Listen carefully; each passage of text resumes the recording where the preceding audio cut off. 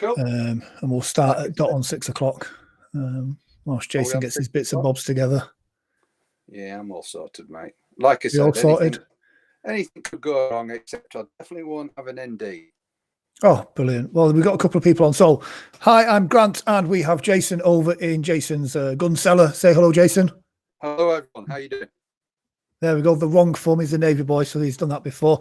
We are stuck in isolation and lockdown, and we can't be outside plinking things, shooting things, or shooting the sky. So we decided, me and Jason, that we would try and put some stuff together just to get our gun fix as such. Jason has got himself a Lantac LA-SF15, and he's going to show us he's going to demonstrate how to change the firing pin he's got himself a very special titanium pin there. So I'm going to hand you over to Jason, and Jason's going to break it down and talk you through his Lantac rifle. Okay, great stuff. Thanks very much, Grant. So as you can see, we've got the Lantac rifle already on safe. Let's just check that it's obviously clear. So have a good look through. So yeah, we're actually looking okay. So first things first is we're going to get the pin, open the actual gun. That's always the tricky bit. Let's just shut that there, and we'll pull that one out. Okay, so obviously we don't need that bit because we need the actual firing pin. Okay, so as you can see here now, we've actually got the assembly. Give that a little bit of a pull. Again, this we don't need that bit. Okay, so this is the tricky bit, and the bit where if you're not careful, things can go absolutely skyrocketing off in another direction, and I'll probably crack all my screen. So fingers crossed, everything stays okay. So as you can see, that goes up and down. We need to actually take this bit off. So you've definitely done that motion before, Jason. What, that one? That's one, yeah. Which is the better hand? Okay, so if I just what I like to do, stick that in my palm, hold that there, and then this, to get this bit off, we literally just prise that open. This is the tricky bit. Hopefully you can see that. There we go. So yeah, okay, that's come off now. Now what's really important is I still keep hold of that, because if I let that go now, that's going to go flying off. So literally just gently take that off. Yeah, as you can see, that's the bit that we actually want. These two pieces we will set to one side. So as you can see, we've got access to the firing pin, rim fire obviously, and to get this actually out now, there is a tiny let me just get my little pointing tool.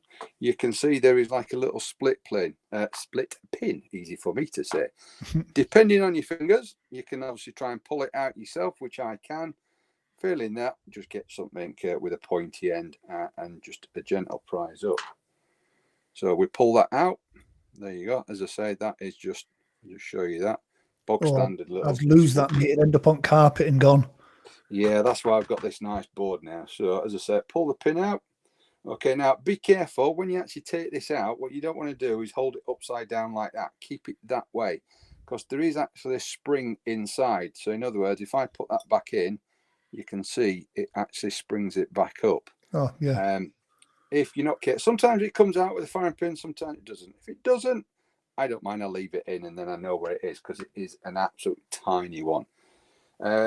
Very hard to tell the difference between the two. So if we have a look here, okay, one's slightly shinier than the other. If I can get that a little bit closer, very hard to see. One thing that you will see is the little cutouts. That's where the split pin actually goes through. Obviously titanium, it's not magnetic, so the way to tell the difference is, as you can see, that one's magnetic and the titanium one is just rolling around. Brilliant. So I'm obviously going to put the titanium one actually back in. I must admit, without that, I'd have got them both confused.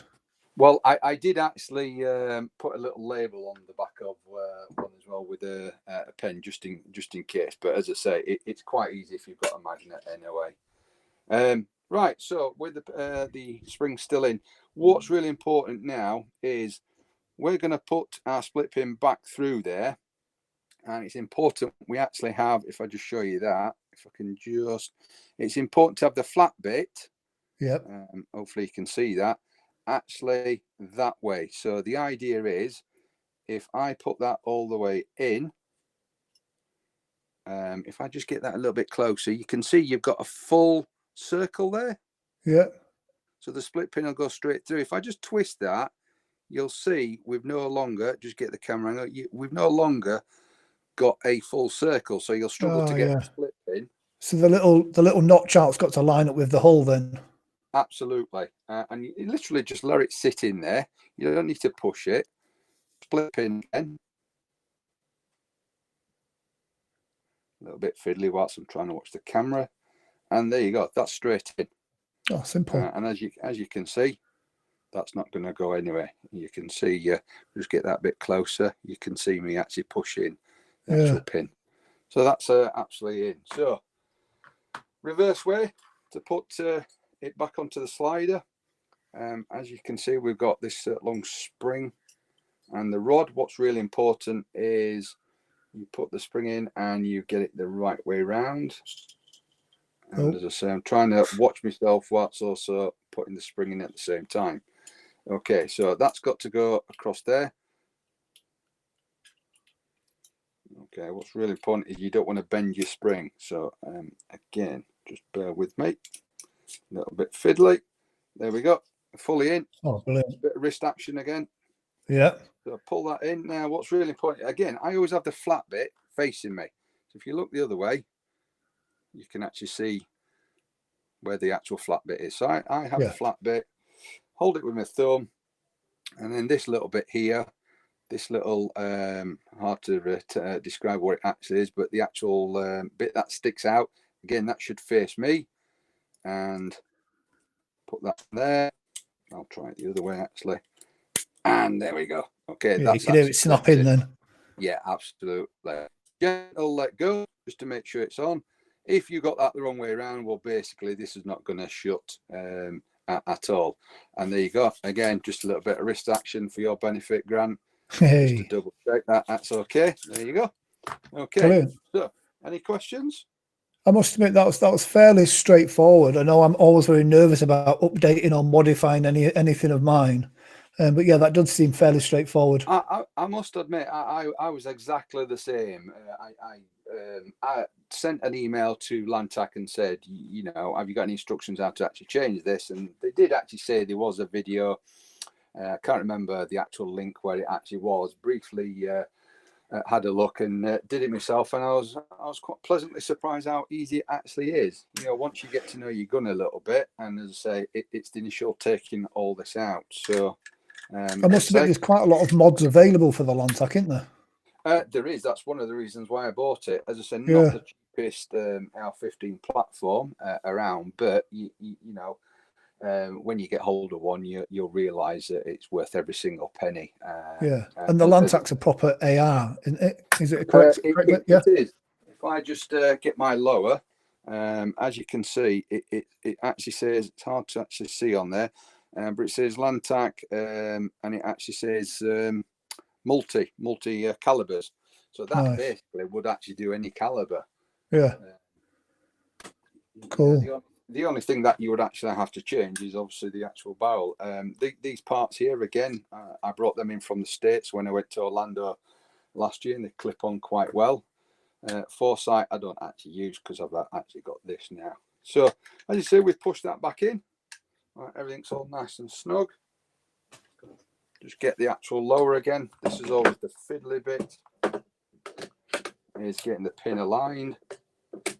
There we go. First time actually. Oh, brilliant. Then we just give that a close, push, and just double check everything. Okay. Brilliant. Now, something I think we were talking about earlier, weren't we, about rim fires and storing them. If I just push this and just open it again, if I were to store this as it is, as you can see, the actual hammer is actually pulled to the back. Let me just get the safety off. So obviously, once it's like that now, that's actually got no excess on the spring. So push that back. Now, if we store that, that's obviously pulling the spring down, and you know, if you store that for any continuous amount of time, eventually your spring's going to start getting worn, I would imagine. But there again, I'm no expert. It's just what I picked up. So one of the things I actually do is actually, if you can see that, is pull that back a little bit. Let's try and get a better angle. Yeah. Just check we're on fire. What I do is about like halfway down and pull the trigger. Yeah. And then literally let that go. Gently bring it forward. See, if I just, that's it. You can just about see, get that a bit closer. You can actually see the black hammering there. Because what happens is, if you just pull that now and I pull the trigger, the problem being is where part of your barrel is and where the actual rim fire would know, or the rim part of your pin, where this would normally strike your actual, I've got one here, where it would normally strike the side of there, it's actually striking part of the barrel. Yeah. Now, over a period of time, you keep doing that, what's eventually going to happen is you're going to basically make it an indent and knacker your barrel, and potentially also knacker your firing pin. So, as I say, one of the things I do, like I said, when I'm storing it, pull it about halfway back, pull the trigger, you heard a little bit there, yeah, just gently go forward, and then the actual firing pin's not hitting anything. Yeah. And that, and that's it all stored. Oh, and fantastic. It makes sense. Now, one of the things I think we were talking about earlier, I'm a bit of a lefty, because I'm a unique person. Yes, that's one word for it. Yeah, thanks very much. So if I was a right-handed like you, we won't go into your other shooting styles. Obviously, that's my trigger finger there. When I'm ready to actually eject, I'll do this upside down so you can see it. We just push that, okay? And then obviously the magazine drops out. Now, that's a little bit harder for me, okay? Because that's where my trigger finger is. Okay, so if I actually wanted to eject now, I'd literally have to get my right hand, push that, grab the magazine, or let the magazine just drop out. However, if I just get this in here, nice little mod I bought, which again I found it quite easy, was from Magload. There's a hashtag for you. As you can see on the other side, there is now a rocker switch. So basically, it's an ambidextrous. So I've got that if you're right-handed, if you ever want to have a go. All right, but for likes of me, I've got it there. So I've got my finger on the trigger. When I've finished, press that, drop straight out, next mag. So obviously that'll actually make it a lot faster changing the magazines for when I actually finally get into a bit of competition. Brilliant. When we can actually get back out. And you can use is it the Magpul magazines on that Lantac? Yeah, unfortunately, I've left my magazine actually upstairs. The magazine that comes with the Lantac is the same magazine that comes with another popular AR platform. It's not fully AR. It's I'm trying to think of the name. I can't remember the name, but it's the same magazine. Yeah. If you go on the Lantac website, it does actually show you. In fact, if I just undo this, one of the things they did, so it could be used with multiple magazines. If I just take this out, it uses the Better Mag. So can you see this bit here?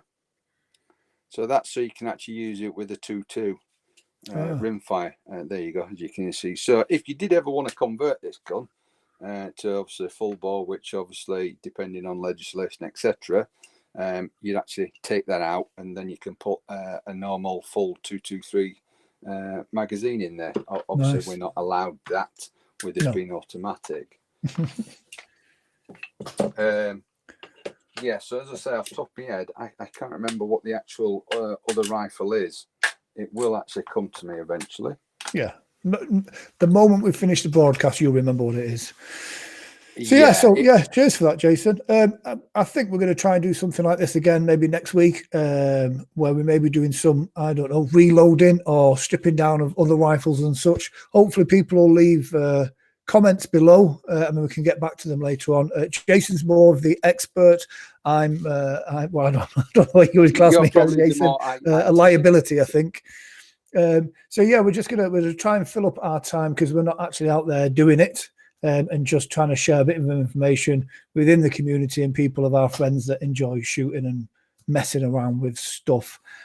So that's bye from me and bye from Jason. I'm going to put up our Facebook thing on the bottom here as well.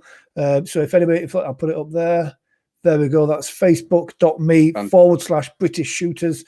If you want to join us on there, if you've got any questions or if you want to see some videos or demonstrations on stuff, then, you know, put it up there and we'll try and get it.